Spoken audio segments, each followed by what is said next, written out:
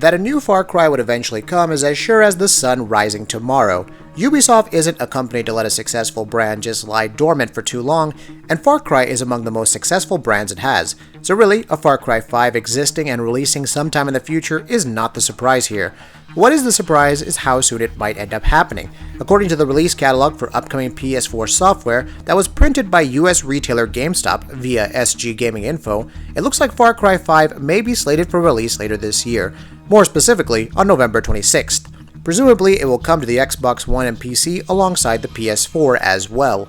If that holds true, then the more interesting question by implication is about Assassin's Creed Egypt. Will the new game, long held to be a soft reboot of the franchise, release this year too, or will Ubisoft choose to focus on Far Cry as its big holiday title and push Assassin's Creed to next year, also giving developers more time to work things out? As of right now, of course, this is all speculation, so take it with a grain of salt. Still, it's not like the possibility of a Far Cry 5 is so remote as to be entirely unbelievable or outlandish either. Now that Final Fantasy XV is officially out for quite a while, we now have a number of things to look forward to, namely the upcoming DLC and patches that are going to be released in the future. One particular patch that is going to be coming by the end of the month is one that PS4 Pro users have been anxiously awaiting. The PS4 Pro Patch that will allow the game to run with 60 FPS is going to be coming on February 21st, according to a new active time report broadcast from Tokyo. The broadcast also brought a new trailer that detailed some of the new things coming in the patch. The trailer also previewed two new pieces of DLC that are coming later this year. The first is Episode Gladiolus DLC, which is landing on March 28th, and the second is Episode Prompto DLC, which will come out in June. PlayStation shipments hit a new record last quarter, hitting 9.7 million units shipped and smashing the previously held record of 8.8 million PS2 units shipped in Q3 2003. This brings total shipments of the PS4 to 57.1 million units worldwide as of December 31st, 2016. We already know that total sales for the console stand at 53.4 million units, meaning that some 3 million PS4s are in the channel. It was just a good 3 months for PlayStation all around. Sales increased to $5.3 billion, an increase of 5.2% year-on-year, while operating income increased to $431 million. A lot of the success and these high shipments are being attributed to the launch of the PlayStation VR and the PlayStation 4 Pro, as well as to higher than ever digital game sales.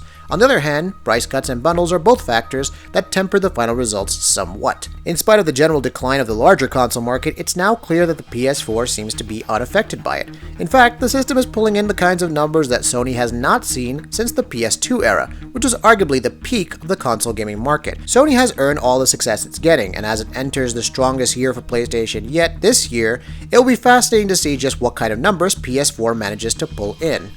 The Need for Speed series has seen better days. Once it as a mainstay of the racing games genre with entries such as Need for Speed Hot Pursuit, Need for Speed Porsche Unleashed, and of course the excellent Need for Speed Underground games defining an era of arcade racing games for a generation of players. Now the reception of the game varies wildly, but generally tends to the lower side, and the previous game in the series, despite good intentions, turned out to be underwhelming. It was also not followed up by a new Need for Speed game right away, the first time in a long time that the series has broken away from its annual release cycle. However, at their investor meeting, EA CEO Andrew Wilson confirmed that the company has a new Need for Speed game in the works for the coming year, also teasing that it would be the most impressive game in the series yet.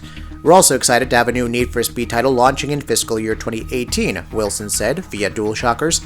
We've given the game an extended development cycle to focus on innovation, and the Need for Speed team is pushing the boundaries of action driving with what we believe is the most exciting and best looking Need for Speed game we've ever produced. Let's just hope that they get the fundamental basics of the actual driving right, and that they don't make boneheaded decisions such as enforcing an always online requirement. Those were the missteps that did the previous game in the series in. I used to love Need for Speed growing up. I would hate to see another one of my favorite series go away because of EA's mismanagement. That'll be it for this video. If you like what we're doing, please go ahead and subscribe, and we'll see you next time.